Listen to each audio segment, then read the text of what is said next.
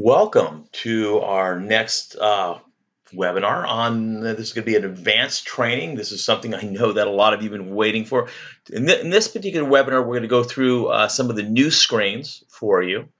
But before we do that, we always have to do our disclaimer that the information in this presentation is intended for research and education only. It is not intended to treat, cure, mitigate, or diagnose any disease or specific health problem.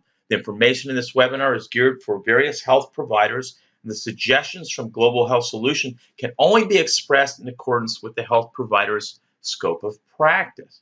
Recommendations for lifestyle changes implied by using the information from HeartQuest should be undertaken only with the guidance of a licensed physician, therapist, or holistic healthcare practitioner.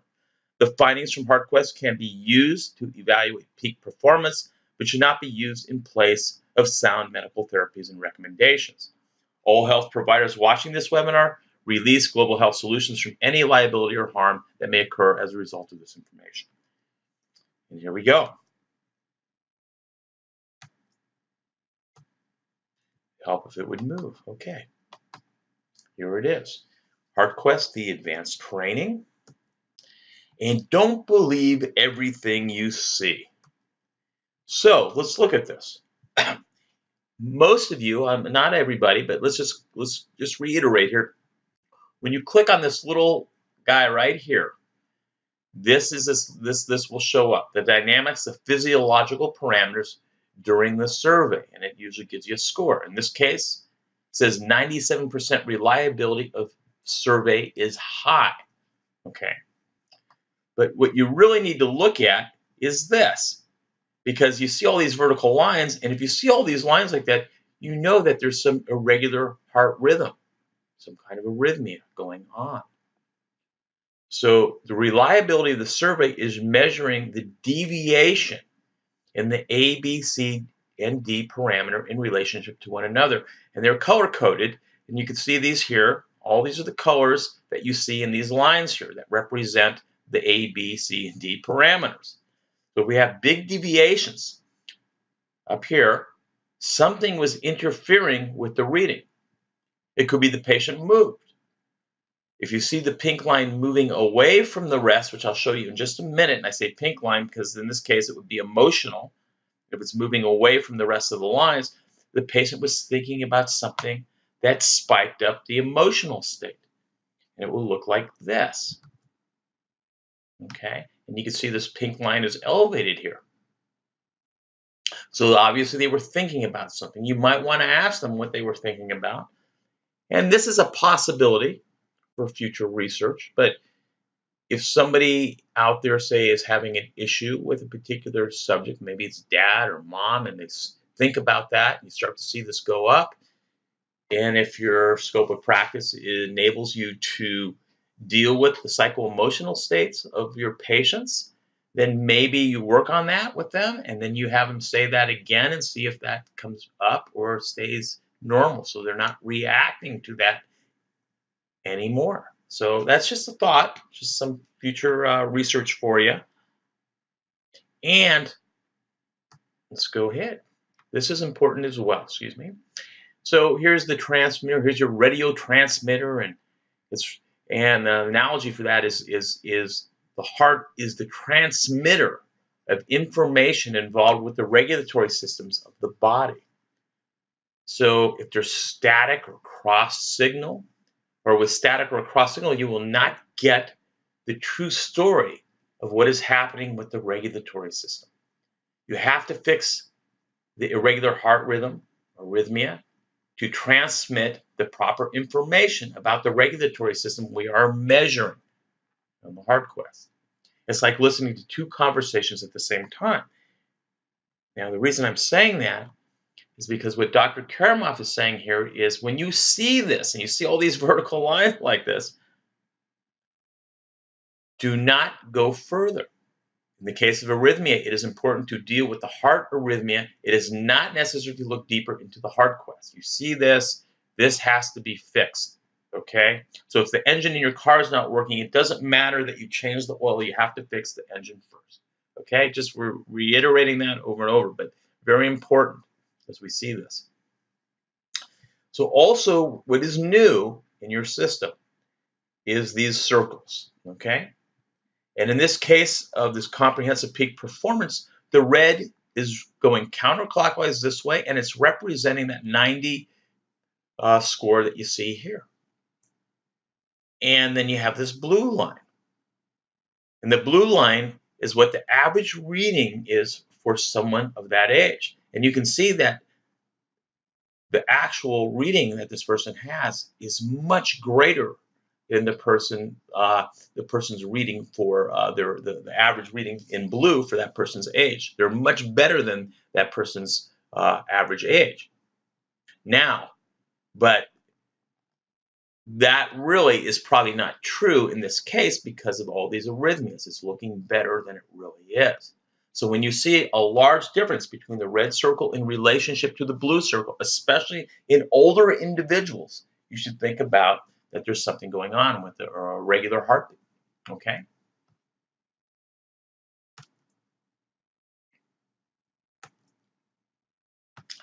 So here we have it.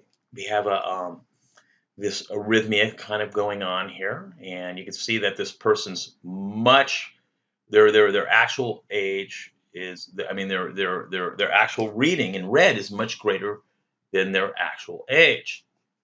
And that's probably because of this, all these vertical lines that you see here representing some kind of irregular heart rhythm. And when we go further, actually, before you go further, actually, this is what's going to show up. This is one of the new screens that's going to show up for you when we have this particular problem with the comprehensive peak performance because of the arrhythmia and the false reading. And this will show up and says the result shown may be much higher than the average result for your age group, possibly due to an abnormal heartbeat, such as an arrhythmia, premature ventricular contraction, PVCs, and bradycardia, slow heart rate, due to a weakness in the sinoatrial node, the pacemaker of the heart. Therefore, interpreting these types of results may constitute a false positive and appear better than they really are. It's recommended to consult with a qualified physician in such cases, such as these. Now, you can click on the on this box here, this warning box, and it will just go away, just so you know. So you don't call me and say, hey, it's still there, it's not going away. Okay? And this shows up because of this comprehensive peak performance, where that person's actual reading is so much better than their actual age. Okay? Now, before we go in and we look at some unusual arrhythmias that we may see, I want to give you a little bit of a quick rundown on what we're really looking at when we look at the P, the R, and the T. Okay? Here we go.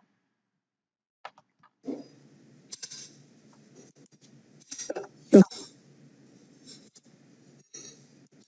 heart's conduction system controls the generation and propagation of electrical signals, or action potentials, that cause the heart's muscles to contract and the heart to pump blood. This electrical activity can be measured at electrodes placed at specific points on the skin, from which a composite recording is produced in the form of a graph. This recording is known as an electrocardiogram, or ECG, sometimes referred to as an EKG. A tracing of the overall electrical activity of the heart, resulting from the propagation of many action potentials. Let's look at what happens during a single beat of the heart and how these events are depicted on an ECG.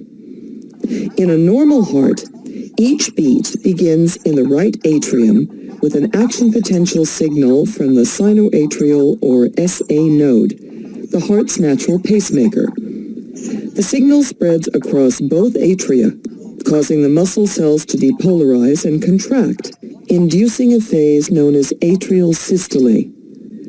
On the ECG, this atrial depolarization is represented by the P wave. The period of conduction that follows atrial systole and precedes the contraction of the ventricles is depicted on the ECG by the PR segment, a flat line following the P wave. When the signal leaves the atria, it enters the ventricles via the atrioventricular or AV node, located in the interatrial septum. It enters the bundle of His and spreads through the bundle branches and the large diameter Purkinje fibers along the ventricle walls. As the signal spreads through the ventricles, the contractile fibers depolarize and contract very rapidly, inducing ventricular systole.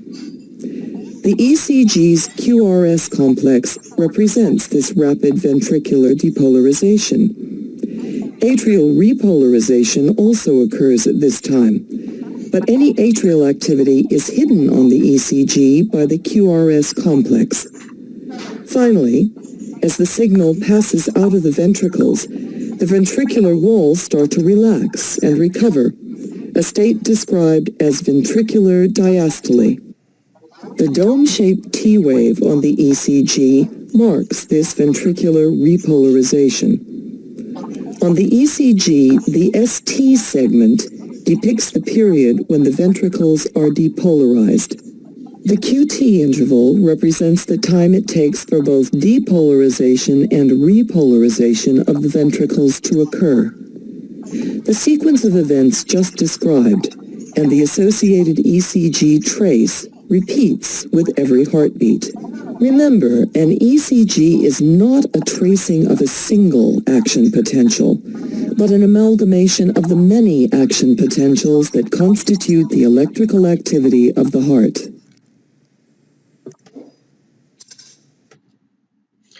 This takes us to this particular case because we look through here now, and here's our R wave, here's our T, and now we get to the P wave. And we look at the P wave here, and we look at the P wave here. Here is no P wave, and here is another P wave. So something is really going on. We already know something's going on because we see all these vertical lines. And again, we start to see that their actual reading here is much greater than the one in blue, which is their actual, which is the average for somebody that age. And we also look here and we see that the heart rate is 54 beats a minute. And we go, and that's actually in January 13, May 19th, same thing, really slow heart rate. Okay, same person. So bradycardia, which is a slow heart rate, is consistent with both readings. And now we look also at the P waves. And it's not the same shape all the time. We can see that. And when you have bradycardia and the P wave shape is not consistent, you have what Dr. Karamov calls a sick sinus syndrome or sinus node dysfunction. This primarily affects the elderly and is associated with paroxysmal atrial fib or flutter. So for our purposes, you just have an abnormal rhythm of the heart. And for those that are not NMDs or MDs, the language is a regular rhythm again, and you might send this person out for further evaluation. Okay, but there's something real interesting here. If you look at this, in this case, the same date we just looked at, you see all these vertical lines. And over here, it looks a lot better, doesn't it? There's not as many vertical lines, not as much arrhythmia going on.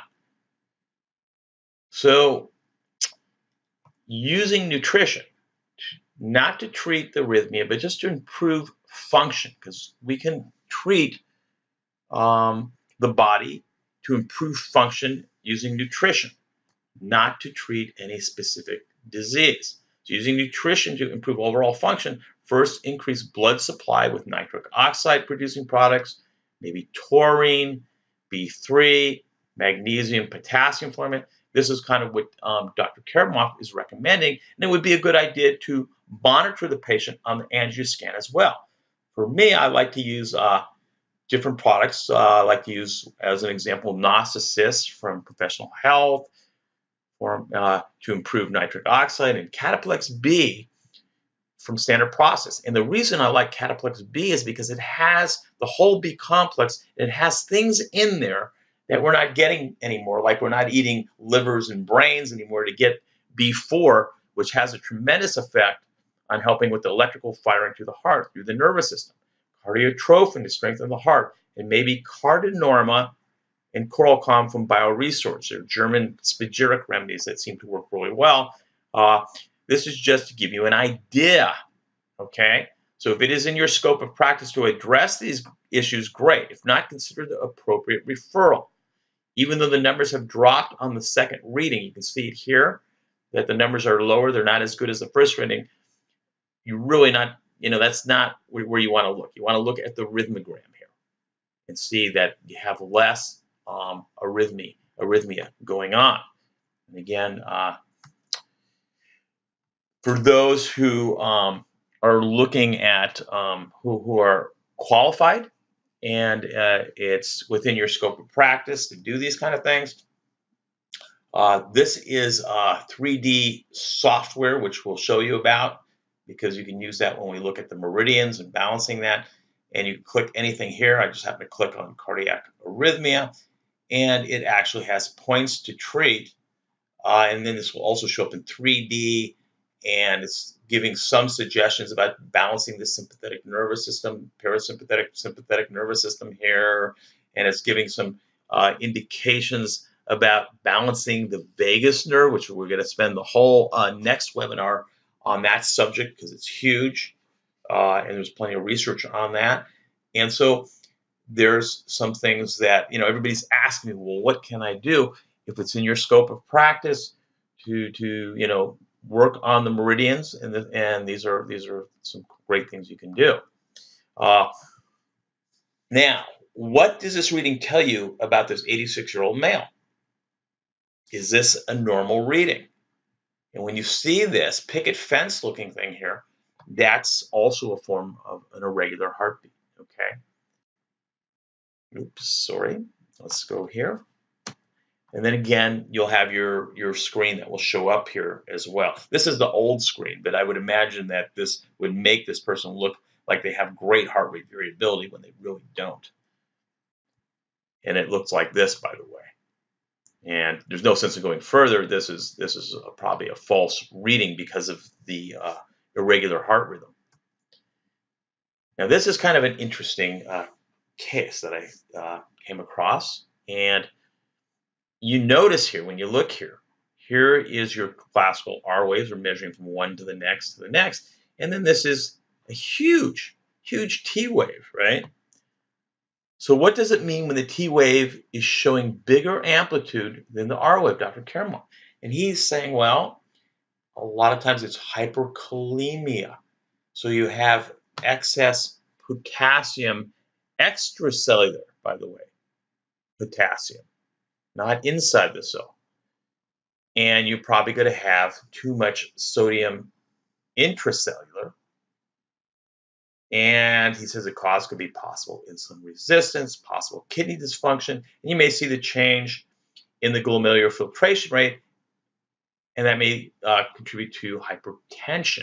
Okay, so this is from Dr. Karamov, and he says a lot of times, what they'll do is hypertension is, then they treat it with a diuretic, but more, not one that's going to retain potassium in the extracellular fluid, but to eliminate it.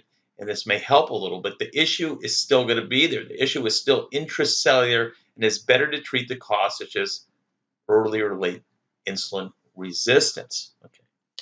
So the T wave also, when we're talking about the T wave, when it's like that, it's not really getting, the heart muscle isn't able to restore in their restorative phase.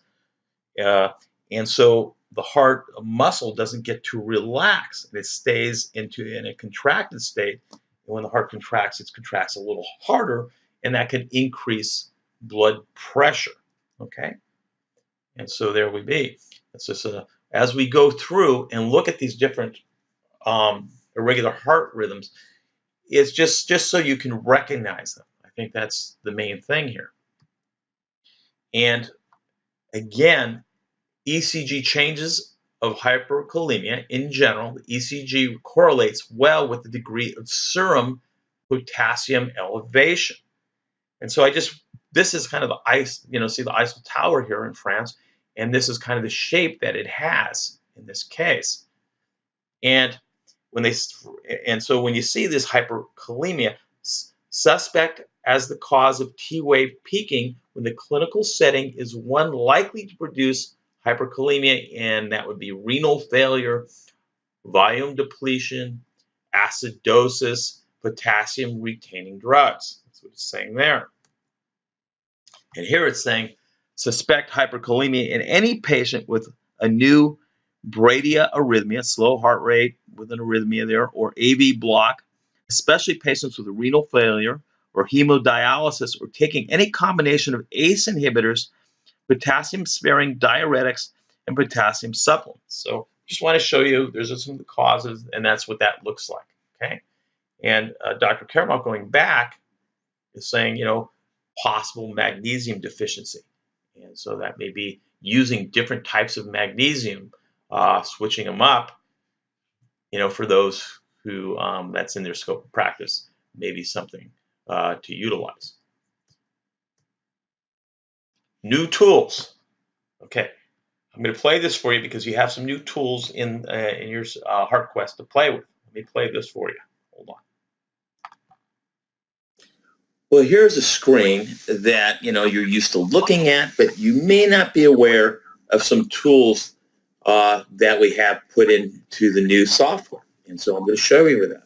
So if you take your little arrow and you put it right on any of these pink vertical lines there, and you double click on that pink vertical line, you'll see that the ECG moves over to that area, so you can investigate to see if there's some kind of PVC or something going on there.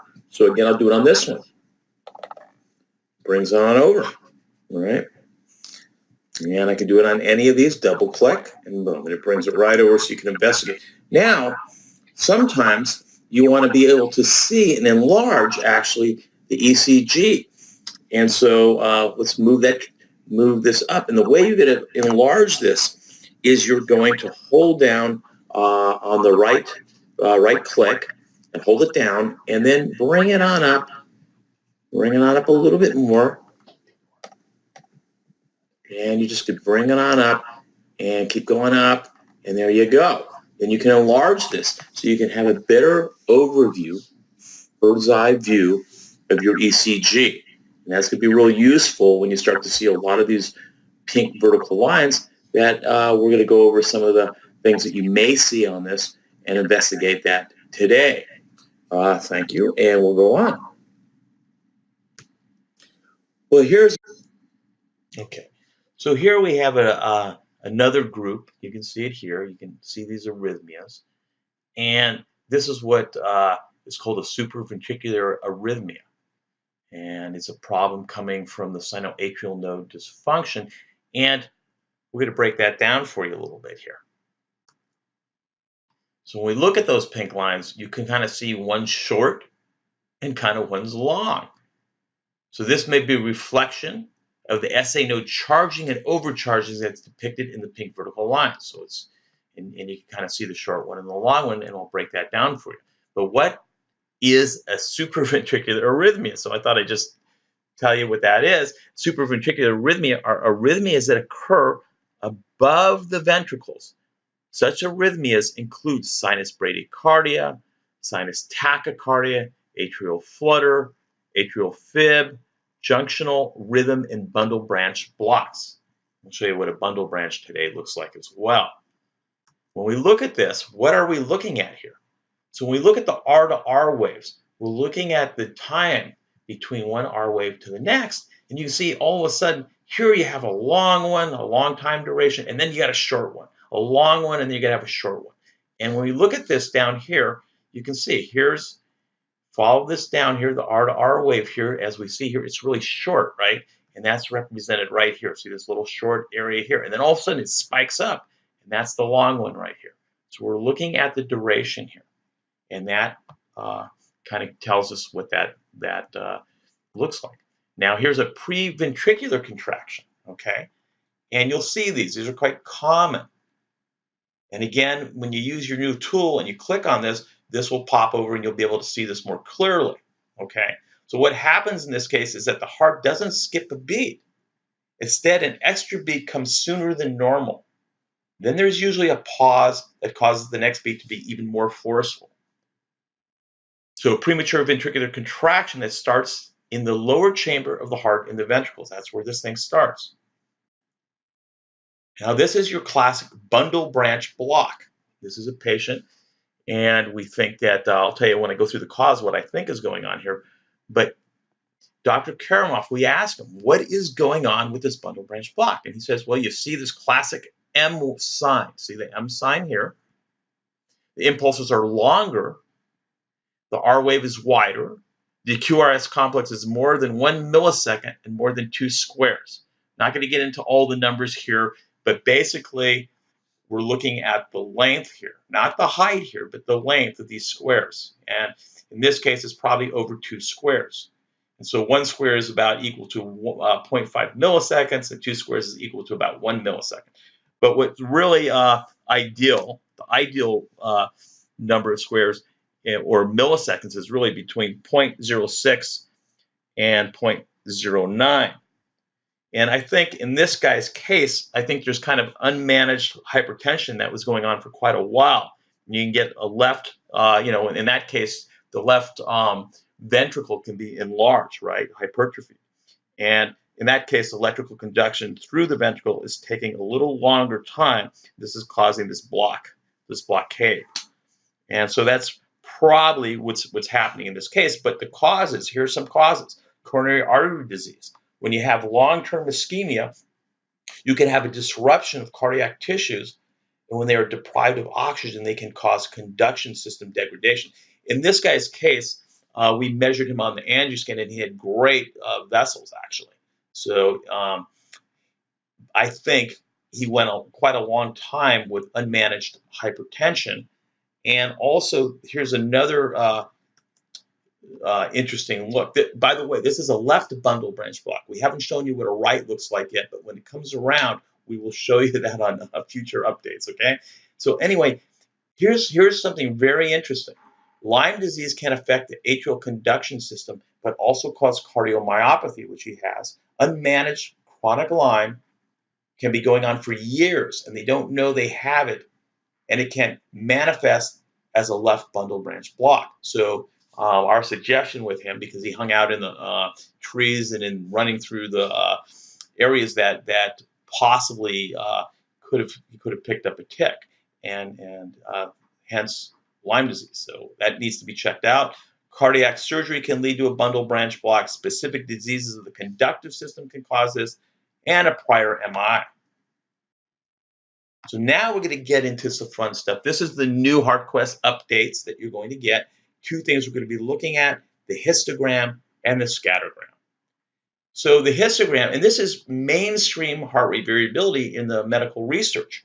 And the histogram was developed by this guy, Carl Pearson. You can look at this guy's from London, England, and this is his little bit of his history.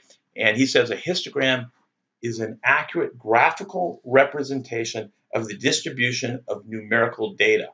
It is an estimate of the probability distribution of a continuous variable and was first introduced by Carl Pearson. So what the hell does that even mean, right? So I kind of broke it down for you here. The histogram is designed to stack up R-to-R intervals that are similar in duration. This way, it actually is much easier to see how the values are distributed over the 300 RR interval. It makes it real visual, and I like everything to be visual for you and easy. So we'll go through that in just a second. And this is the scattergram. And this is the gentleman who developed this, Henry Poincaré. And this is the Poincaré HRV plot graph in which each RR interval is plotted against the next RR interval. This is a little wordy, but let's go through it. The Poincaré plot analysis is a geometrical and nonlinear method to assess the dynamics of HRV.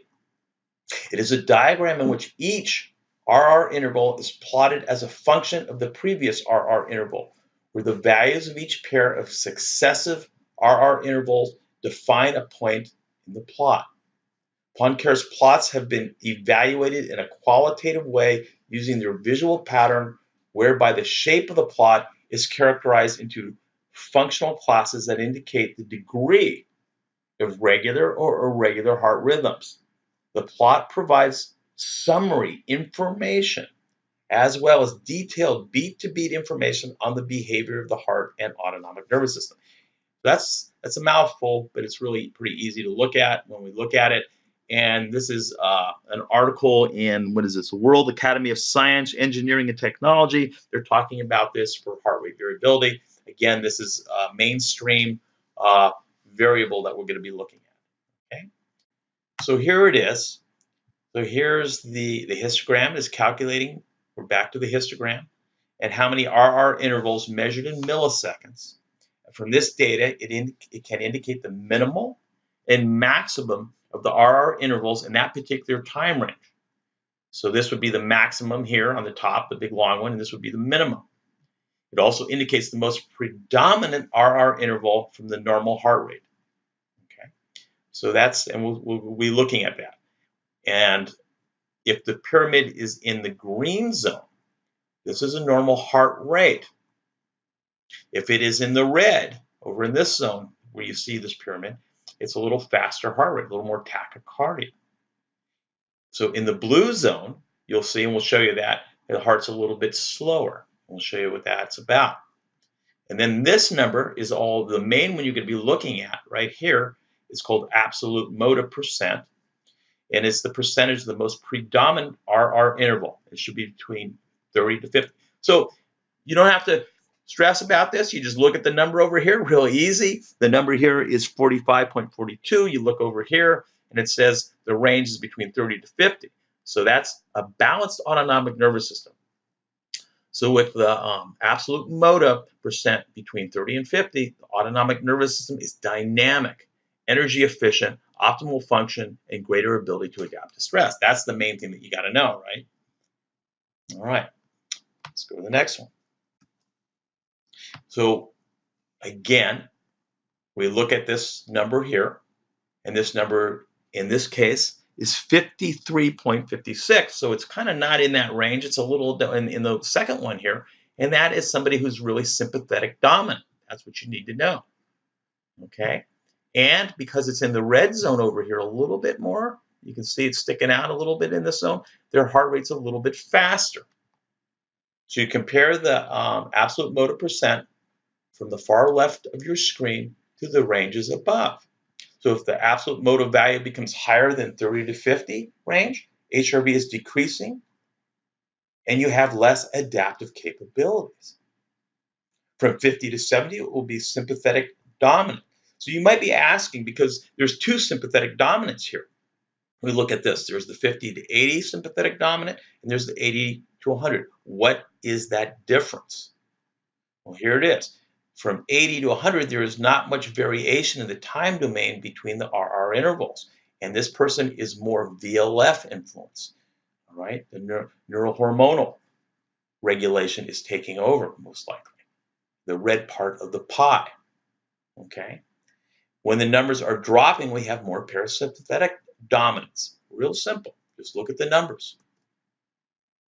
Now, we see what we've been talking about before. Look at this rhythmogram here. You see all the picket fence look. You see lots of pink lines indicating some kind of irregular heart rhythm. And probably you see this, it's hard to see on here, but this is the actual reading of this person, 86, and it's much greater than the average for their person's age in blue.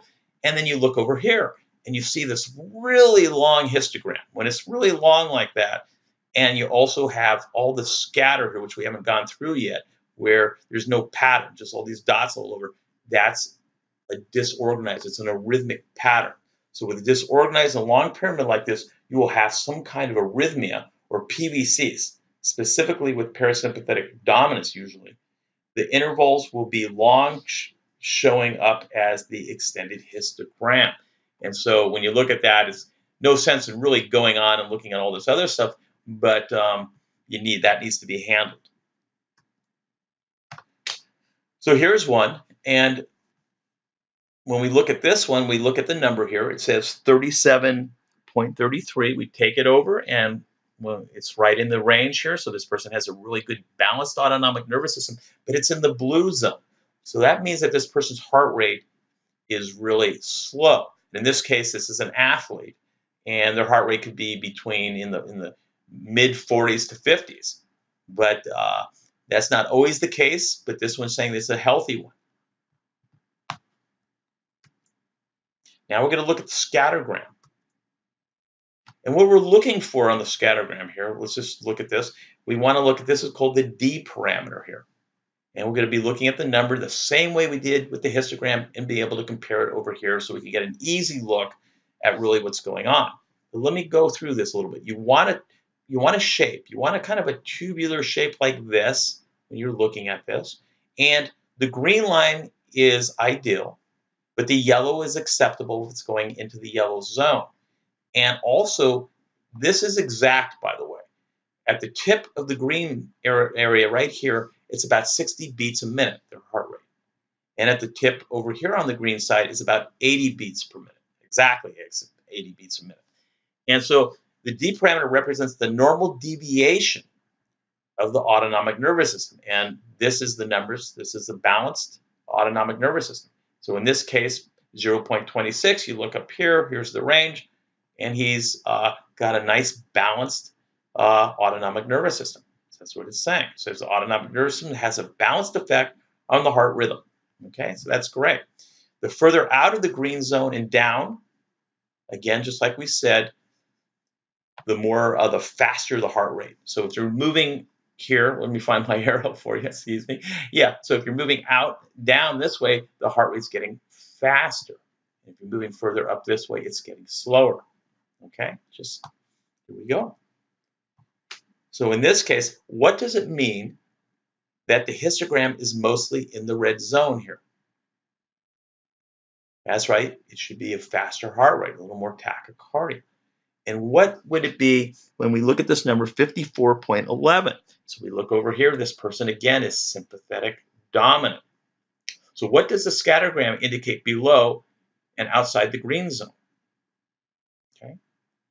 So we're going to look at the number here again, and it's 0.16. And if you look at 0.16, it says 0.9 or lower, dominance of the sympathetic influence on the heart rhythm. So it's really telling you pretty much the same thing. But you can see that this person's heart rate's a little faster, which is pretty consistent with somebody who's sympathetic dominance, right? So here's another one, just to show you a few different ones, and we'll show you some irregular ones. Here's somebody who, if you looked at this number, it's going to pretty much tell you that this person has, if you compare the number over here, it's going to tell you that the person is more parasympathetic dominant. And this is kind of a nice balanced autonomic nervous system, because down here, when we look here, it says 0.33, and it says the autonomic nervous system has a balanced effect on the heart rhythm. So it's a really nice balanced reading. So what would that look like on the pie? So when we look at the pie, there it is. So they got a little bit more parasympathetic function, but it's all balanced. And it was saying that it was saying that this person has a really nice autonomic nervous system regulation. And look at their vital force. Fantastic. So that's just another way of looking at your heart rate variability. Here's another look, and you guys already know what that is. You can see that this is going to be abnormal reading because of all the picket fence, and you see all the pink lines, and you see again that this person looks really, really good here, and they're so much better than the average person for that age. So this is what they look like, by the way. They got a really long histogram, which indicates an arrhythmia usually. And they have all the scatter. Look at the scattergram on this. And there's no pattern. It's all over the place. So this is a person who's probably got sinoatrial node dysfunction, actually.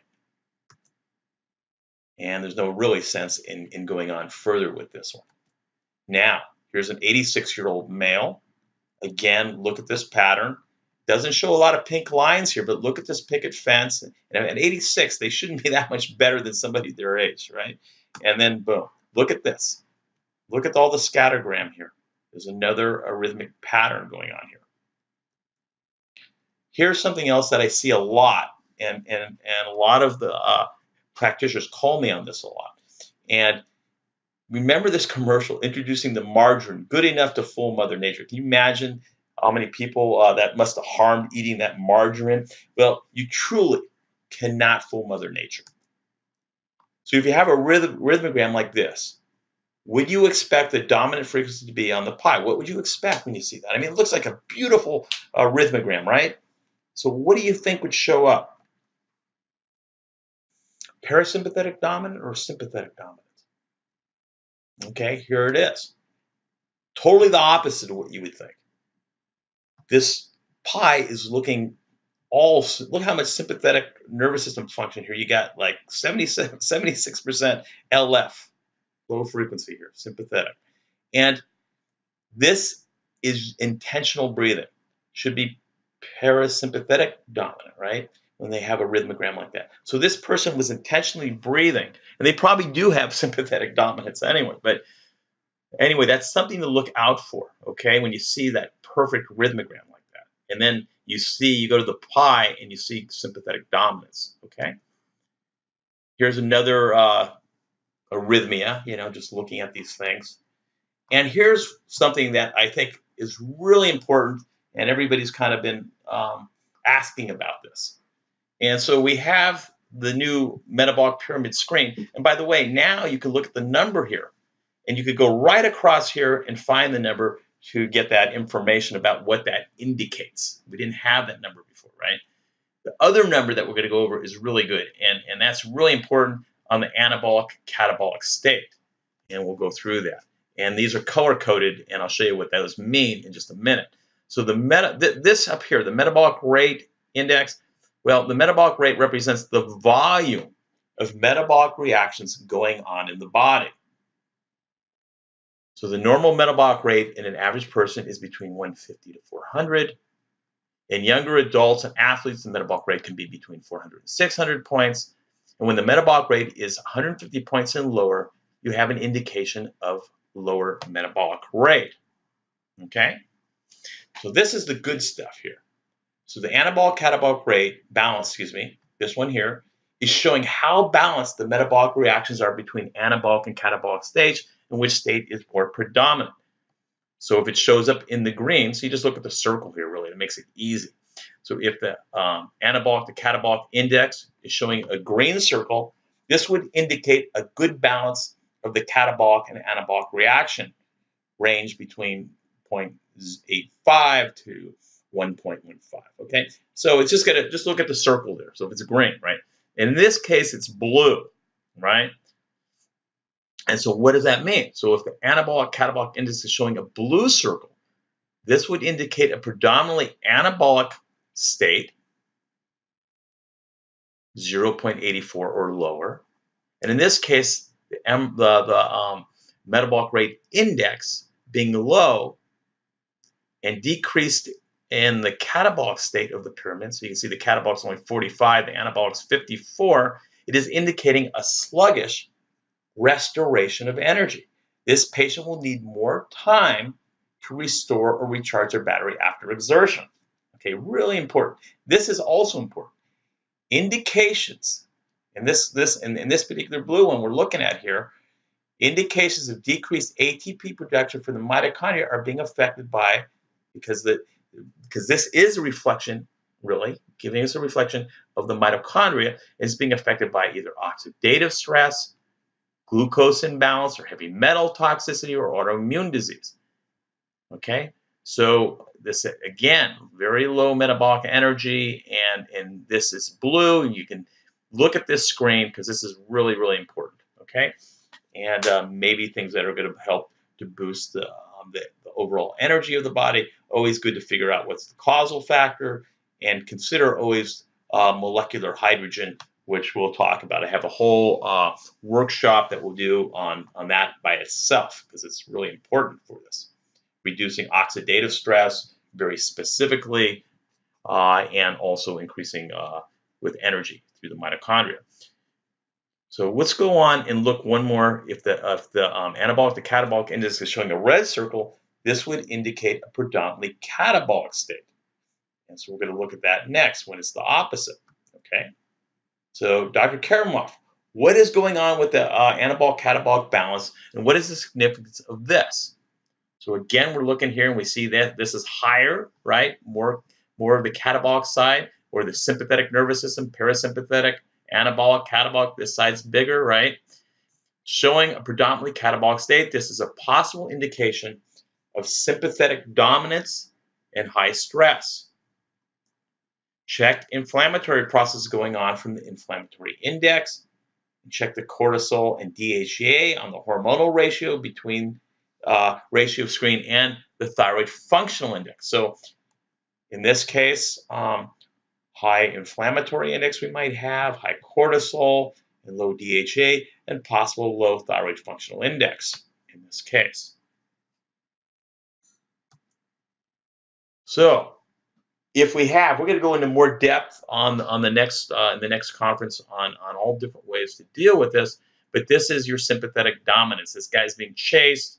Cortisol is going through the roof, and with sympathetic dominance, obviously these are the things: nervous tension, inability to relax, can have high blood pressure, how about cardiac arrhythmia, how about tension, how about feeling jittery or sleeplessness or restlessness or diarrhea or sweating or trembling or headaches, all possible causes from being in sympathetic dominant mode. So what are we going to do about that?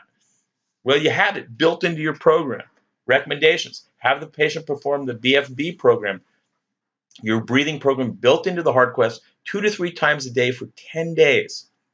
Wait a week after they have performed the breathing program, and then redo the HeartQuest and give them a new BFB, and keep them on the program until you see changes. Now, in the new program, which I'm going to show you in just a couple minutes here, is now you can send the breathing program to the patient, which to me is just great and is going to help you and your patient. Also, you might consider quintessential Quinton marine mineral support from Water Wellness Solutions. My favorite complex, homeopathic, at this point is something called Symvita to deal with the sympathetic dominant picture from Terra Medica. Next webinar, much more emphasis on increasing parasympathetic function in treatment. So we're going to go a lot more in depth on actual what we can do with these things when we see it, and how to bring up the vagal tone or the parasympathetic to offset the sympathetic dominance. And just for those who are able to do these things in their practice, here's just the 3D auricular therapy, which we're going to be talking about.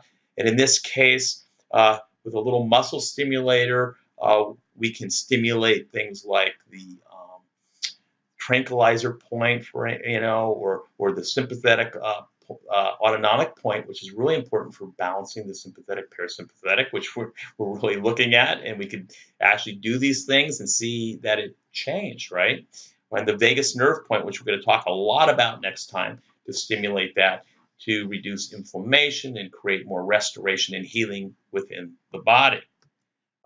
This 3D program that we're going to present to you, also you can find the point by clicking 3D and turning it in different directions, so I can better see, take a better view where that sympathetic point is, so I can stimulate that. And then for those, some of you have microcurrent. I have microcurrent, and I can stimulate different points within using different frequencies on the microcurrent at different points on the ear. And these are all color coded. And we can do that with this little muscle stimulator. And we're going to give you this little bit of a, what should we call that, Dr. Bicchetti? Is that a? That's a link to directly purchase the acupuncture product. Okay. The auricular therapy. Yes. So we'll give you this link, and you can utilize this link to be able to access that. Yes, we're going to try to put it into the chat box of the webinar screen. Okay, perfect. And now we're going to get into, we're almost done, but we have to talk about some new features. Okay? So, again, most of you know this, but a few of you don't. To get into this screen here, you know where the names are of your patients, and that side, you're going to bring this down. I think to get this drop down, go to the list of names in the HeartQuest and right-click in this area, and it will drop this menu down for you. And one of the things that's really new and exciting to me is the export breathing. So export breathing will take about 2 minutes to load. It can be sent to the patient on WeTransfer. So that's something we're going to show you in just a minute. Setting the signature. Let's see. So when you do this, setting the signature and report, that's basically where you could put in your information about your clinic or your name, and it's just really simple to do. Okay. So also, we're going to be updating this for you. You're going to need this software, correct? And so you're going to check for updates. But I wrote this up for you. When the new software comes, you have to make sure, oops, sorry about that. So when the new software comes, you have to make sure you check the box next to check for updates. And you are in a place that has internet access, otherwise it messes things up. So you got to be in a place where that happens, okay? My suggestion is that you uncheck the feature until Global Health Solutions is ready sometime in probably January, I think, maybe end of December, where we're going to launch this. Okay, I want you to watch this first before we launch it. Okay, not everybody. I've seen some people when they load the program, no problem, but some people their firewall comes up and blocks it, and everybody's got a different security system. I happen to have Norton. So Norton came up, is analyzing it, and it comes up and says, is not safe and has been removed. They actually removed it. And so here's how you deal with that. What you're going to do is you're going to go to, I believe it's File Actions, and it's going to come down and you're going to click on something called Restore. Click on Restore.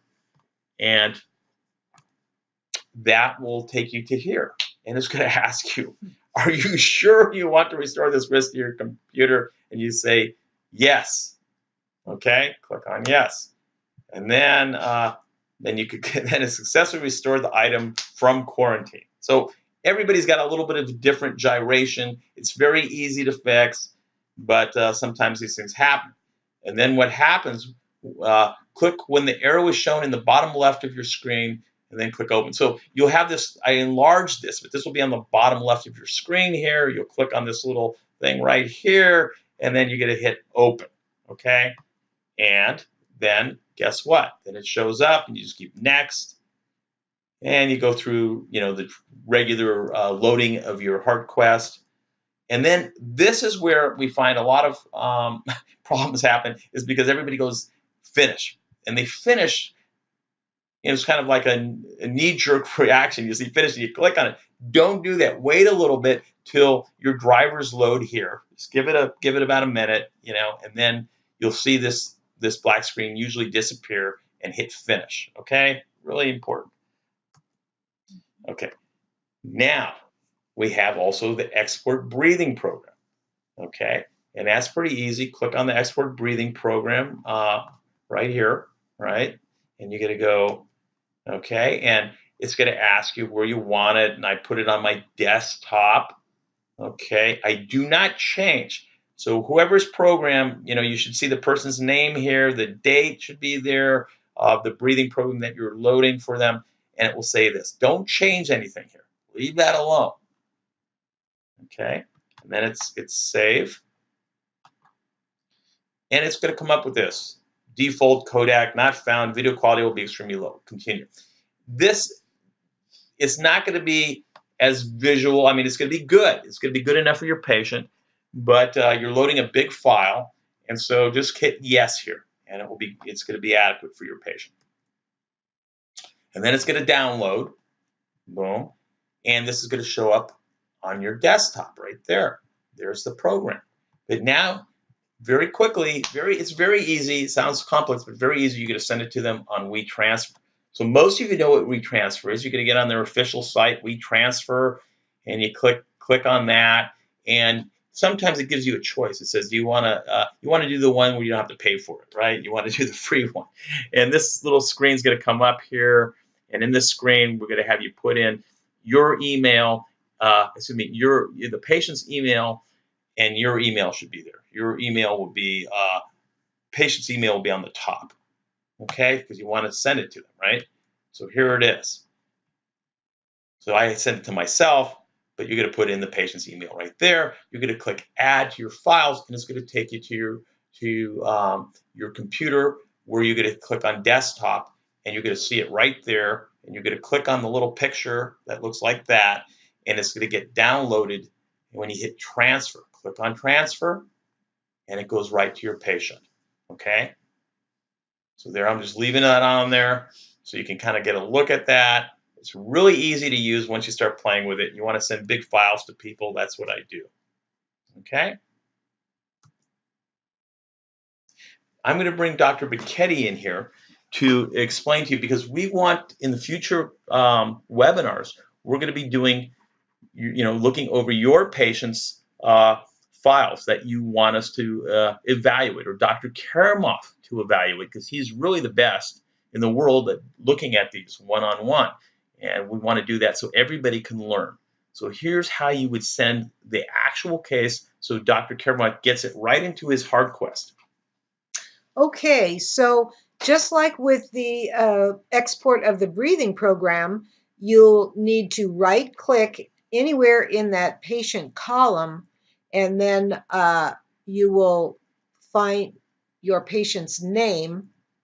Actually, you'll just click on your patient's name in that column, make sure all the names are listed there, and then right-click on that patient's name, and then you'll get this menu drop down. And you'll see, like this red arrow is showing you, export of patient's data. You will left click on that. And again, just like with the breathing program, you're going to save this somewhere on your computer. It's easier if you just save it on your desktop. And it will have the file type as an LZ file. And that is specific for a HeartQuest file. So you will not change that file extension, but you will put in the file name, the patient's name, just however you want to put the name in, and then save it with that LZ extension. And then it's a small file, so you can just put in Dr. Karamov's email. As you'll see, he's got two of them, drjava_k@hotmail.com or globalhealthsolutions2011@gmail.com. So you will email him, and you can put in the subject line, please review case, or whatever you want to say. And then just hit that little paper clip at the bottom of your email system to attach a file.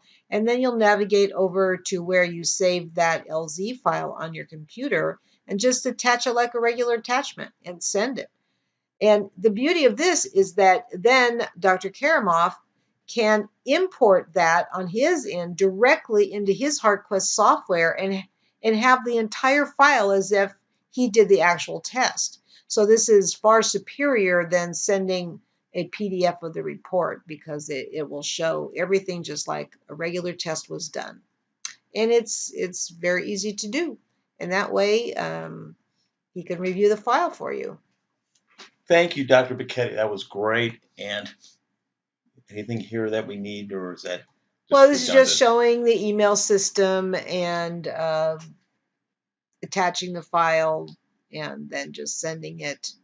And the next webinar, Dr. Karamov is going to review some of the cases. So if you have some unusual or difficult cases, that this is a perfect time to learn from what he'll be able to tell you about your patient by sending him the file. Yeah, that'd be perfect. Probably we may not do that in the next one. We might do the one after that, because the next one, I think what we're going to do is go over the cholinergic anti-inflammatory pathway and show you how to balance and improve your HeartQuest by increasing the parasympathetic nervous system in all different ways to do that. I think that would be really helpful for you. And it's not important to be better than someone else, but to be better than yesterday. I just love that quote. That's Professor Kano, who's the founder of actually judo, and wanted to spread it throughout the world to improve the quality and actually to help individuals become better than spiritually evolved and much. Anyway, enough of that. Enough of that. Thank you for listening. Contact if you have any questions. you can contact Dr. Karamov at 1-503-901-8336 or Dr. Kessler at 415-646-6112. Thank you very much for listening, and we will continue doing this. Thank you.